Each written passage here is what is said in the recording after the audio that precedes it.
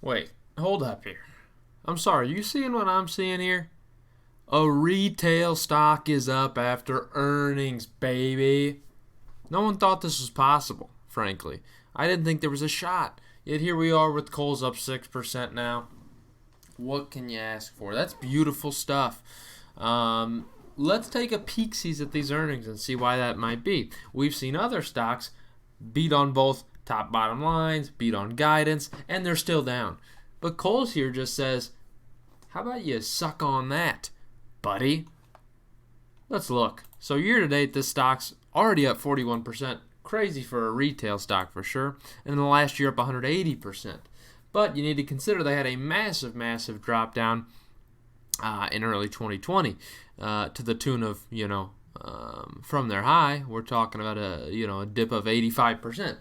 So that's in a year's period. So not a shocker that we see some decent bounce back as the company's been able to get back to where it needs to be.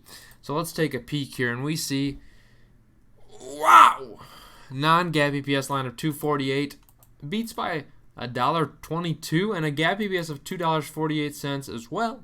Beats by 97 cents on the estimate. That is beautiful. There's beats and then there's smashing, and that's a smash. I would smash. If you put this on the smash or pass scale, this earnings is a smash. Okay? All you boys know what we're talking about here.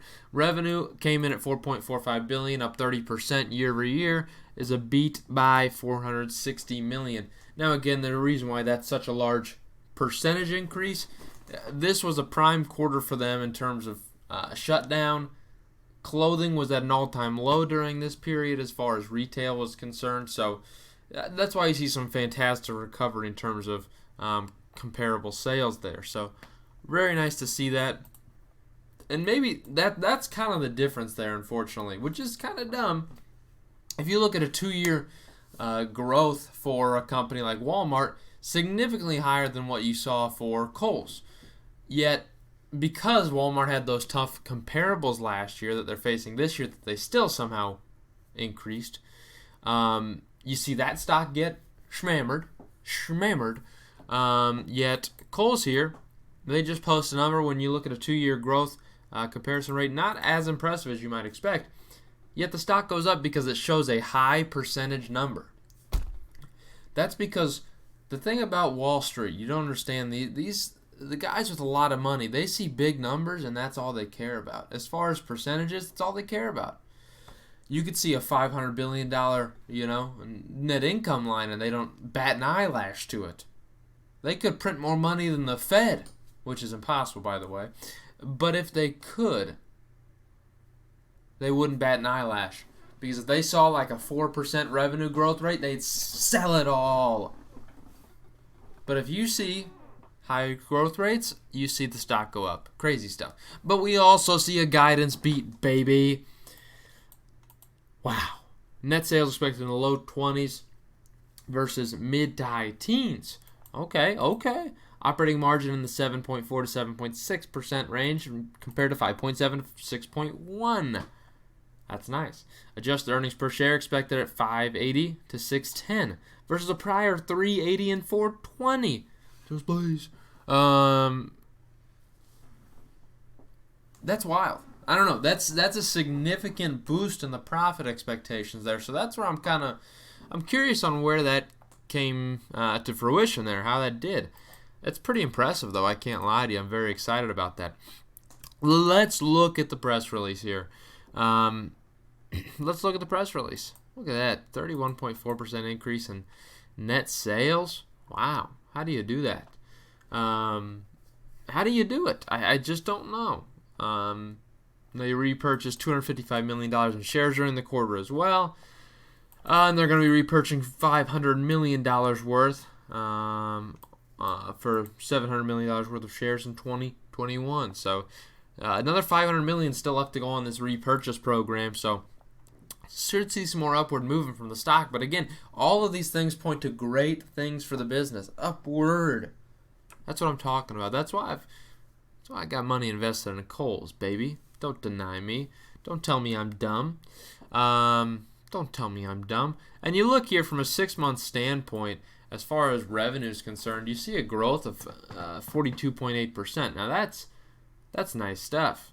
That is nice stuff. I like seeing that. Trust me, I do. Makes me happy. Happy. Yeah, and again, obviously you see the difference here. This quarter last year, they decreased sales year over year. And from a 6-month standpoint, they also decreased by a significant margin. So the fact that they're up this high this year, if you look at a 2-year comparison, is not as impressive as you might really hope it would be. Just being honest with you. From a net income line, that's where you see a massive, massive difference of 100 plus. From a 3 months ending standpoint, it's gone from 382 million to 47, or where it was. It was at 47 million up to 382. And from a 6-month standpoint, that's where you see the biggest difference here. They lost nearly $500 million in the 6 months prior to August 1st last year. Yet here they are gaining $396 million. So, I mean, that's what more do you want there? What more do you want there? That's $1 billion difference almost. Good grief. So, major growth there, no doubt. And we see the updated numbers there. They obviously already announced a dividend of 25 cents, which I believe, due to these profit expectations, we should be seeing a rise back to normalcy once again within the next couple quarters. So that's what I'm excited about. I don't know if it'll wait until Q1 of next year for a raise. It might not. But based off of these profit increases in guidance, I expect they should raise it prior to that, whether it be Q3 or Q4, I don't know, but I don't think they should wait until Q1 of next year. Maybe they will, just to make sure everything is normalized as they expect, but we'll see what it looks like. But I think they'll know that by next quarter, in my opinion. So give me a balance sheet here. Give me a balance sheet, Kohls. See what we can talk about here today. So if you see, from a total current asset standpoint, they're right now sitting at 5,658 billion. What am I talking about? $5,658,000,000. Okay, now we're getting there. Now we're getting somewhere, which is pretty much exactly where they were at before, $5.6 billion. Not much of a change in the total current assets, nor much of a change in total assets in general. 15.5 compared to 15.2. Very small change there. I'd like to see a liability shrinkage if we could. Like, we're talking about shrinkage, let's say, when it's cold outside, that kind of shrinkage. When you get into the water, that kind of shrinkage.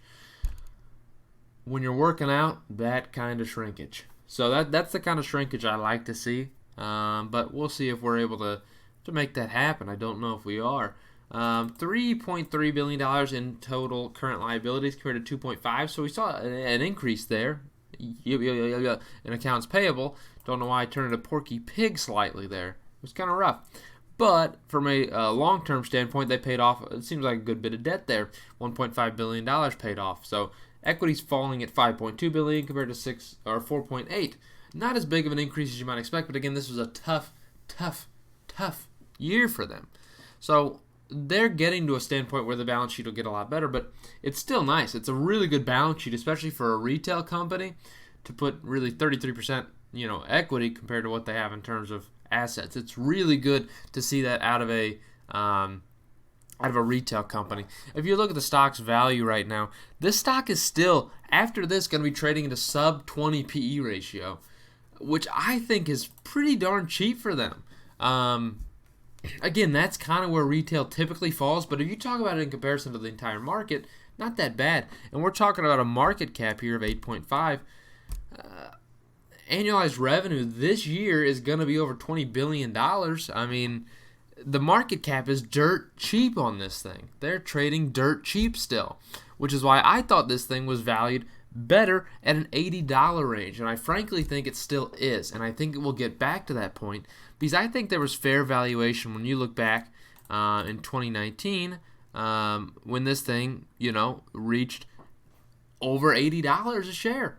I think that was better valuation than where it's at right now. I think the market is I poo-pooed on this one, and it's dirt freaking cheap. As far as a value play with a decent dividend yield that'll be growing, this is a good play for you if you don't have Kohls.